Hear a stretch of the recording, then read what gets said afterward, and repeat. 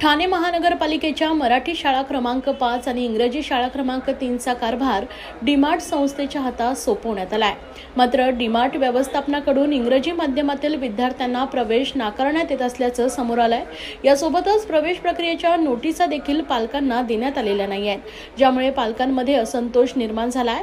या विषयासंदर्भात युवासेना ठाकरे गटाचे कोपरी पचपाकाडी विधानसभा युवा अधिकारी राजेश पाटील व सर्व पदाधिकाऱ्यांनी ठाणे महापालिका अतिरिक्त आयुक्त संदीप माळवी यांची भेट घेतली।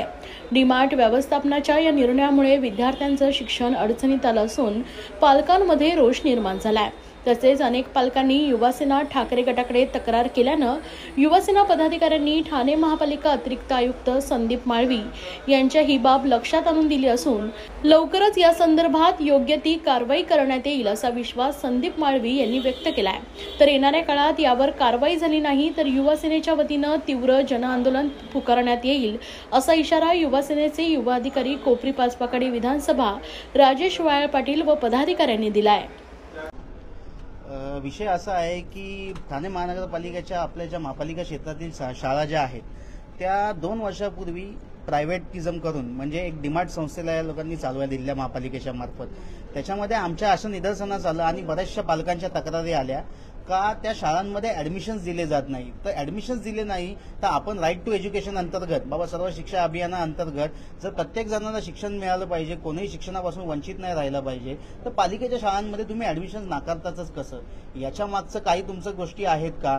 जर दरवर्षी तुम्ही पटसंख्या कमी करून मग असं दाखवायचं आहे का पालिकेच्या शाळा बाबा गव्हर्नमेंटच्या शाळांमध्ये ऍडमिशन्स येत नाहीये लोकांना, त्याच्यामुळे आम्ही गव्हर्नमेंटच्या शाळा बंद करतोय, तर हे प्रायव्हेटायझेशन करायचं प्रकरण आहे का? तर या संदर्भात आम्ही माळवी साहेबांची अतिरिक्त आयुक्तांची भेट घेतलेली आहे, त्यांना त्यानुसार सूचनापत्रही दिलेलं आहे। जर ऍडमिशन प्रोसेसमध्ये याच्यापुढे सुधारणा आली नाही आणि सुसूत्रता आली नाही आणि प्रत्येक गरीब आणि गरजू विद्यार्थ्यांना ऍडमिशन्स मिळाले नाही तर युवा सेनेमार्फत आम्ही एक जन आंदोलन येथे उभं करू आणि मग या पालकांच्या रोषाला पालिकेला सामोरं जावं लागेल। माळवींकडून आता काय सांगण्यात आलेलं आहे, लवकरात लवकर या संदर्भात ते पाठपुरावा करणार आहेत का? संदीप माळवी यांनी आम्हाला आता तर आश्वासन दिलंय की बाबा या गोष्टीवर आम्ही लवकरात लवकर पाठपुरावा करून तुम्हाला अपडेट करू। समजा जर नाहीच अपडेट आलं तर आम्ही आमच्या पुढच्या रस्त्याला मोकळे आहोत।